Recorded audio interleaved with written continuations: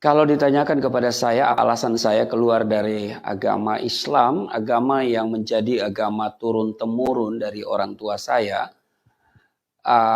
maka yang pertama saya mau katakan bahwa itu bukan keinginan saya. Ya, tidak pernah terlintas dalam pikiran saya untuk keluar dari Islam, karena bagi saya Islam itu agama yang diridhoi. Innad dina indallail Islam. Ya, agama yang diterima oleh Allah hanyalah agama Islam. Ini sesuai dengan Al-Imran ayatnya yang ke-19. Nah, jadi tidak punya keinginan ya sama sekali. Karena orang tua mengajarkan saya secara baik agama itu sejak usia dini. Di umur 6 tahun sudah diajarkan membaca kitab suci Al-Quranul Karim. Lalu sampai hatam di usia yang cukup muda waktu itu ya. Dan umur 12 tahun ya sudah hatam. Lalu kemudian diajarkan untuk sholat 5 waktu. Jadi 12 tahun itu dianggap sudah akhil balik. Jadi sudah wajib sholat. Nah, seorang muslim kalau dia tidak bisa mengaji, membaca Al-Quran, berarti dia tidak bisa sholat. Nah, karena itu sebagaimana juga anak-anak muslim, kami sejak kecil belajar mengaji, lalu menghafal surat-surat pendek untuk bisa sholat. Dan saya diajarkan oleh ayah saya langsung. Dan dia begitu ketat mengontrol apakah saya sholat atau tidak. Ya, karena diajarkan di Quran bahwa lakukan 4, nggak lakukan 1, maka yang 1 ini membatalkan yang 4. Dikatakan fawailul lil musallin, celakalah bagi orang yang sembahyang, allazina hum an salatihim sahun, mereka yang lalai dalam sembahyang.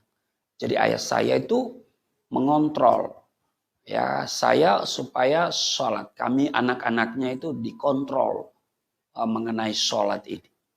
Jadi kalau saya ditanya, apa alasan Anda keluar dari Islam, ya, meskipun di penjara, yang pertama saya katakan itu bukan keinginan saya.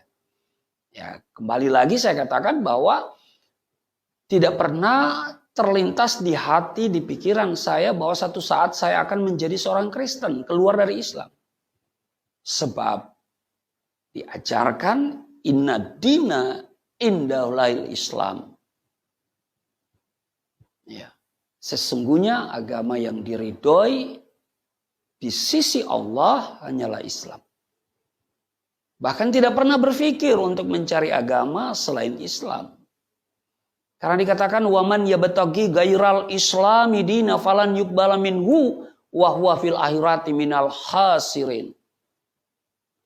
Barang siapa mencari agama selain agama Islam, maka sekali-kali tidaklah akan diterima agama itu daripadanya. Dan di akhirat termasuk orang-orang yang rugi. Jadi saya menyadari saya rugi kalau keluar dari agama mayoritas ini. Untuk konteks Indonesia ya. Rugi. Karena ini mayoritas. Ya, agama yang dianut oleh mayoritas. Dan kadang-kadang kalau kita mau berkarir selalu dilihat agamanya. Ya. Nah, jadi memang rugi saudara. Ya. Bahkan saya punya prinsip juga sama dengan prinsip orang-orang Islam yang lain. Wala tamutunna illa wa antum muslimun. Dan janganlah sekali-kali kamu mati melainkan dalam keadaan beragama Islam. Itu sesuai dengan Quran surat Al-Imran ayat 102. Jadi kembali lagi saya tegaskan bukan keinginan saya. Karena ini prinsip Islam yang saya pegang secara kuat. Ya. Kalau ditanya apa alasannya Anda murtad keluar dari Islam? Ya. Ya, bukan keinginan saya, tetapi keinginan Tuhan Yesus. Karena di dalam Yohanes 15 ayat yang ke-16, bukan kamu yang memilih aku, tetapi akulah yang memilih kamu. Itu yang pertama. Yang kedua, ya saya menemukan hidayah, menemukan petunjuk ketika saya membaca Alkitab. Setelah perjumpaan saya dengan Yesus, ya karena diawali dengan perjumpaan. Ya, Isa Al-Masih datang pada saat saya sedang menyiapkan ibadah subuh, sholat subuh. Dari sana kemudian saya mulai ada kerinduan untuk mengenal pribadi ini. Dan saya mendapatkan kesulitan karena Isa Al-Masih memang ada di dalam Al-Quran. Tetapi ada beberapa prinsip yang berbeda. Soal keluarganya, soal kelahirannya, soal kematiannya. Tapi ada beberapa yang menjadi titik temu persamaan tentang mujizat-mujizat yang dilakukannya itu luar biasa. Nah, saudara, karena itu prinsip saya harus kembali kepada apa? Sumber yang akurat. Nah, sumber yang akurat mengenai Isa Al-Masih ya Injil. Karena Quran juga mengatakan bahwa Injil itu diberikan kepada Nabi Isa. Nabi Isa pembawa Injil. Nah, mari kita baca ke Injil. Tapi itu bukan langsung baca, itu ada proses. Tidak semudah itu. Ya. Sebab kalau saya nanti baca Alkitab ini, ya, wah, ini bisa perang dengan ayah saya. Zaman saya dulu kan belum ada Android ya. Kalau sekarang kan bisa kita download sendiri, kita baca sendiri ya. Tapi dulu harus ada fisik seperti ini, Alkitab seperti ini. Ya. Dan kalau dibaca, pasti orang di sekitar kita satu saat akan menemukan Alkitab yang kita bacain. Nah, karena itu saya harus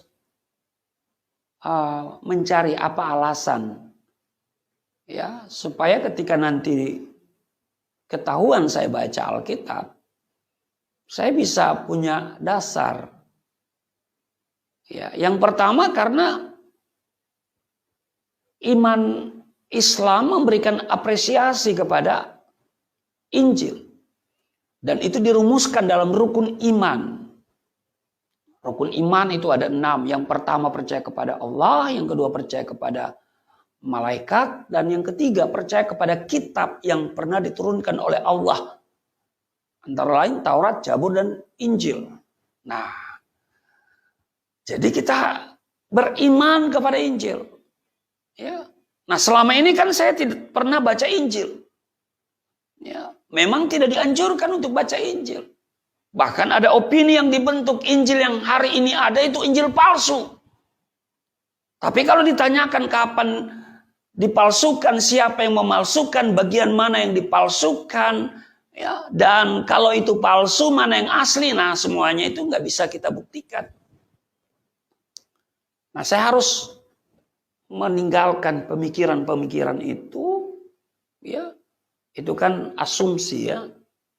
Maka untuk mengenal pribadi Isa Al-Masih kembali kepada sumbernya, yaitu Injil. Nah, sementara iman Islam mengajarkan percaya kepada kitab yang pernah diturunkan oleh Allah.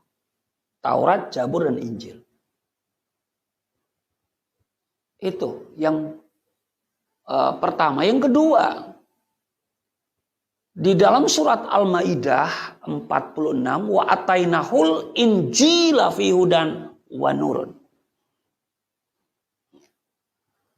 Jadi dikatakan Allah kami berikan Injil, kata Allah. Wa atainahul injila. Kami berikan Injil. Ya, fihi. Di dalamnya hudan. Ada petunjuk. Ya, ada hidayah. Ya. Nah, jadi Injil itu petunjuk. Di dalamnya ada petunjuk loh. Petunjuk apa ya? Semua yang kita butuhkan dalam hidup ini. Dan terutama tentu petunjuk keselamatan. Bukan cuman hudan tapi juga wanurun dan cahaya, terang. Terang itu artinya jelas. Kita butuh terang supaya kita jelas. Ya. Terang supaya kita bisa membedakan mana yang asli, mana yang palsu. Ya kan? Mana yang hitam, mana yang putih. Kita butuh terang. Wah, ini luar biasa. Ya. Jadi saya harus baca Injil. Ya. Saya harus baca Injil. Waktu saya membaca Injil, nah saya menemukan apa yang selama ini yang saya cari. Apa yang selama ini saya minta. Apa yang selama ini dirindukan. Bahkan yang dibutuhkan oleh setiap orang. Apa itu? Keselamatan hidup kekal. Semua orang butuh diselamatkan. Semua orang mau mati masuk surga. Kecil, besar, tua, muda, miskin, kaya. Kalau ditanya Anda mati hari ini mau kemana? Oh, pasti surga dong, surga dong, surga. Cuma persoalan. Apakah surga pasti bagi setiap orang? Nah, karena itu saudara, waktu saya membaca Injil, saya menemukan hidayah. Saya menemukan petunjuk. Apa petunjuknya? Ya, banyak hal, tapi yang paling utama Yohanes pasalnya yang ke-14 ayat yang ke-6. Akulah jalan, kebenaran dan hidup. Tidak seorang pun yang datang kepada Bapa kalau tidak melalui aku. Ini ucapan Isa Al-Masih, Yesus Kristus. Dan pasti ini adalah kebenaran. Ya. Karena Isa Al-Masih itu adalah kebenaran itu sendiri. Ya. Dia katakan, akulah jalan, kebenaran dan hidup.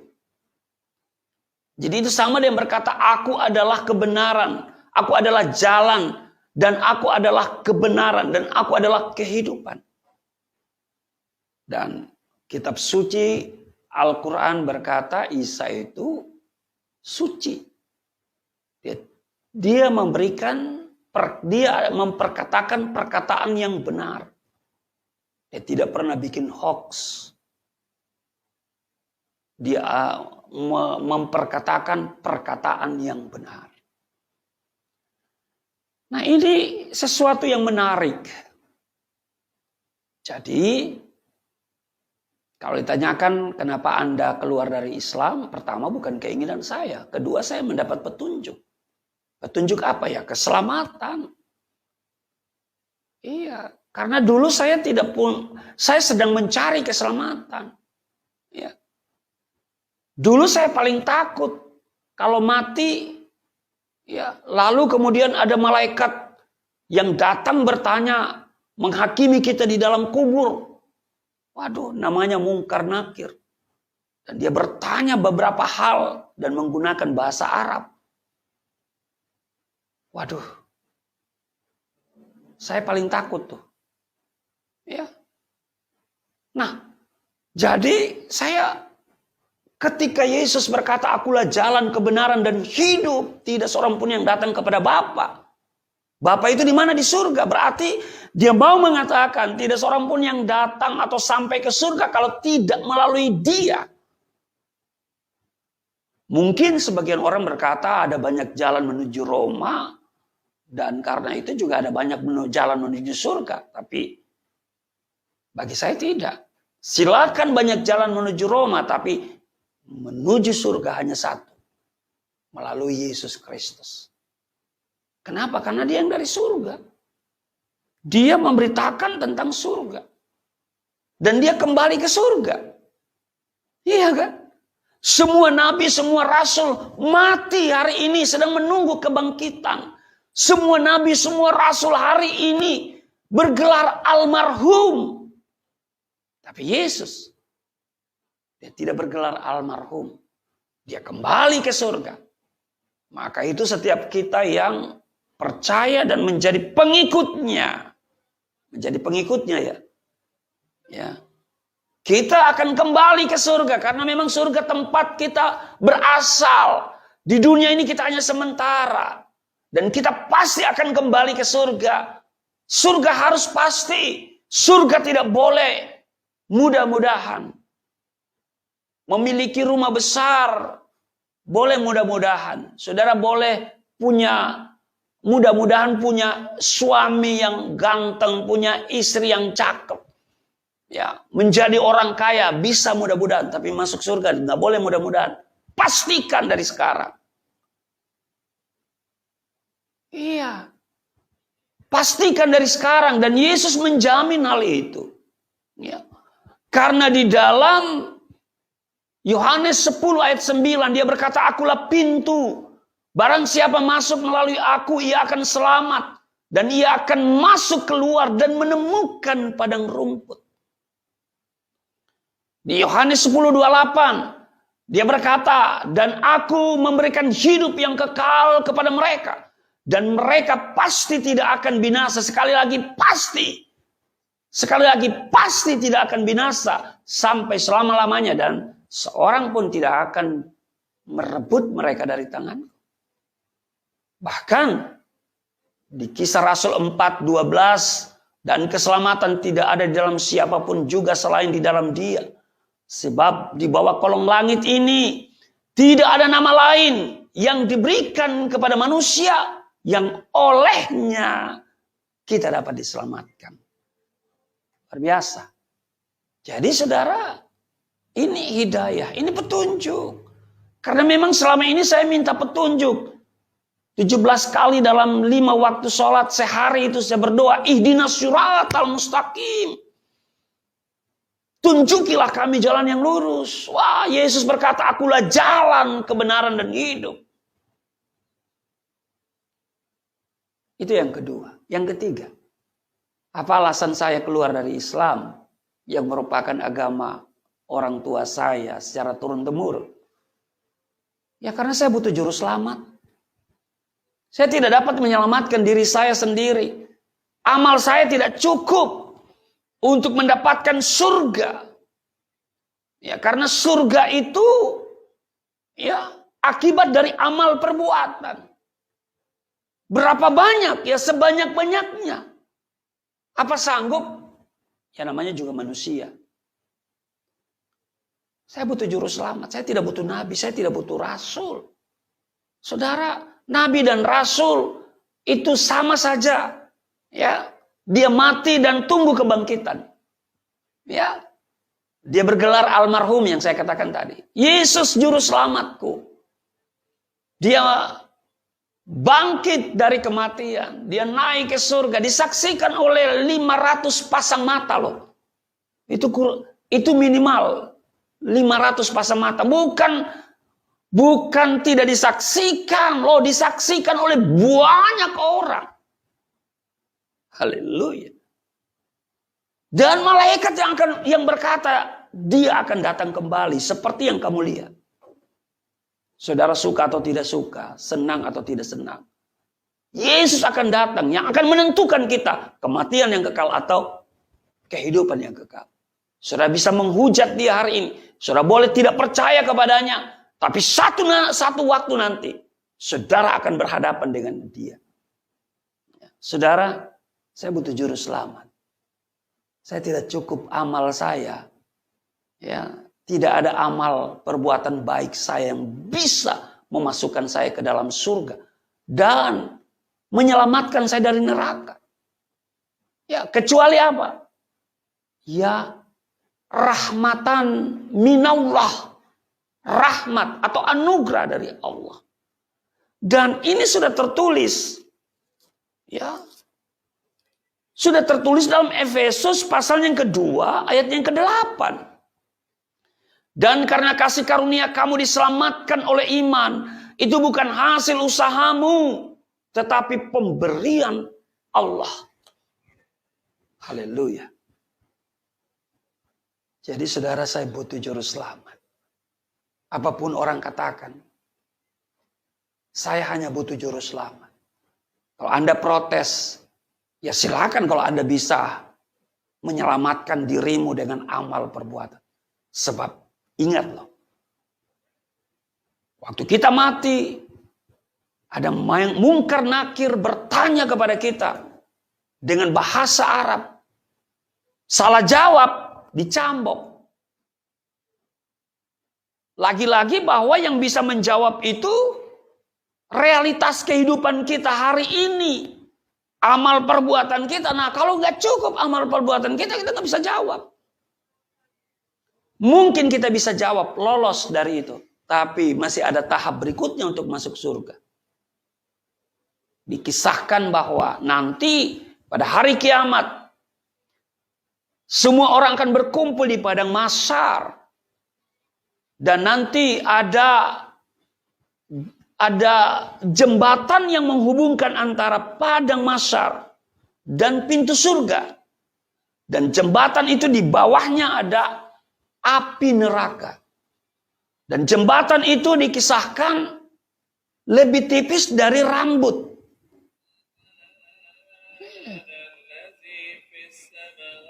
Jadi lebih tipis dari rambut. Ini yang membuat saya nggak yakin kalau saya bisa masuk surga. Mungkin masuk surga itu mudah-mudahan, tapi masuk neraka itu pasti. Itu pasti. Jadi itu bahwa alasan saya yang ketiga, saya butuh juru selamat. Saya nggak bisa menyelamatkan diri saya dengan amal saya. Karena nggak ada amal yang sempurna yang bisa saya memasukkan saya ke dalam surga. Karena apa? Manusia ini kecenderungan adalah pikirannya jahat. Kecenderungan manusia adalah pikirannya jahat. Hatinya menjauh dari Tuhan. Bukan apa yang kita pikirkan yang baik itu yang kita lakukan. Tetapi apa yang kita tahu bahwa itu jahat, ya, yang harus kita hindari, justru itu yang kita lakukan. Ya. Nah, karena itu saya pastikan saya tidak bisa masuk surga dengan amal perbuatan saya. Saya hanya butuh juru selamat. Dan berita sukacita, berita gembira, Yesus adalah juru selamat. Nama Yesus artinya Allah itu juru selamat. Wow, luar biasa. Yang keempat, alasan mengapa saya harus keluar dari agama Islam walaupun saya harus dipenjara. Saya itu sangat kagum dengan ajaran keselamatan di dalam iman Kristen yang didasarkan pada Alkitab. Iya. Sehingga saya begitu kagum. Tidak ada ajaran di dalam Alkitab yang mengajarkan masuk dalam kubur ada malaikat yang menghakimi kita. Ya. Bahwa tidak ada ajaran nanti masuk surga melalui jembatan neraka. Waduh. Iya. Kalau dulu saya meragukan diri saya kalau saya masuk surga, ya masuk neraka ya pasti. Tapi masuk surga ya insya Allah. Nah karena itu saudara, 4 alasan. Saya kemudian menjadi Kristen, saya bersaksi, menceritakan kehidupan saya yang lama dan dibandingkan dengan kehidupan saya yang baru. Seperti konsep di dalam kisah para rasul yang saya beritakan bahwa Yesus adalah Tuhan dan Juru Selamat. Bahwa di luar Yesus tidak ada jaminan keselamatan. Saya bersaksi kemanapun saya pergi dan berada, siapapun yang saya jumpai, saya ceritakan bahwa Yesus adalah Tuhan dan Juru Selamat. Bahwa di luar Yesus tidak ada jaminan keselamatan. Apa yang terjadi? Saya dituduh subversif. 156A KUHP. Penistaan agama. Lalu diproses secara hukum. Dituntut 4 tahun. Ancaman maksimal pasal 156A KUHP itu 5 tahun. Saya dituntut 4 tahun oleh tim jaksa penuntut umum. Lalu saya dipersilakan membaca pidato pembelaan. Ini kesempatan bagi saya membaca pidato pembelaan yang didasarkan pada tema Yesus Tuhan dan Juru Selamat. Di luar Yesus tidak ada jaminan keselamatan. Di akhir pidato itu saya nyatakan sikap saya. Putus tali tempat bergantung. Hancur bumi tempat berpijak. Keputusanku satu. Mengikut Yesus untuk selama-lamanya. Apa yang terjadi? Putusan majelis hakim pengadilan negeri 4 tahun dan 6 bulan. Jadi 6 bulan lebih berat. Saudara, haleluya. Tapi saya bersyukur menjalani masa pidana penjara. Walaupun pertama kali masuk rumah tahanan negara, saya dipukul babak belur. Ditinju di bagian pelipis. Ditendang dengan Pak Lars, Lars oleh para sipir, ya. Cepatu Lars itu, sudah. Banyak hal yang saya alami yang tidak mengenakan, ya. Memang nggak enak tinggal di penjara. Tapi bagaimana saya harus mengenakan situasi itu. Tetap mengucap syukur, tetap tegar pada keputusan. Tetap bersuka cita. Walaupun dipukul. Karena kalau saya lihat apa yang dilakukan oleh Yesus, waduh. Yang saya alami itu sangat kecil. Jadi saya bersyukur saya mengalami penjara, dipukul babak belur. Paling tidak membuktikan kepada diri saya setia. Iya, itu aja. Saya tidak pernah mendendam, saya tidak pernah ada kepahitan. Saya mengampuni. Ya, sipir yang memukul saya itu saya ampuni. Padahal karutan kepala rumah tahanan negara Poso itu udah mau bertindak. Kalau saya keberatan akan diproses mereka. Tapi saya bilang tidak, saya mengampuni. Ya, saya mengampuni. Banyak hal yang Tuhan ajarkan saya di penjara itu. Pertama, harus sabar. Kunci hidup sukses dalam penjara yang pertama sabar. Sabar menghadapi banyak orang yang temperamen, ya, karena memang hukuman dari 3 bulan sampai seumur hidup, hukuman mati juga ada. Ya, sabar. Dan sabar itu sudah tahu adalah salah satu dari buah roh. Tapi juga bersuka cita. Itu yang kedua, yang ketiga mengucap syukur. Banyak hal yang terjadi dalam penjara. Ya. Tapi mungkin gak bisa saya sebutkan secara lengkap. Karena durasinya mungkin terlalu panjang. Tapi kan orang sudah melihat kesaksian saya di channel Tamparagi. Ya, Tamparagi lama, oh ya Tamparagi lama udah lenyap. Ya. Tapi masih ada di Bapak Yusuf Manabulu punya channel. Atau juga mungkin di channel saya juga ada. Saudara bisa lihat lengkap di sana. Ya, jadi ini alasan mengapa saya keluar dari Islam. Ya. Dan walaupun saya di penjara, dipukul babak belur, diperlakukan gak enak. Sampai hari ini juga. Ya. Tapi ingat bahwa Yesus itu adalah Tuhan dan Juru Selamat. Bahwa di luar Yesus Kristus gak ada jaminan keselamatan. Demikian yang bisa saya sampaikan. Tuhan Yesus memberkati.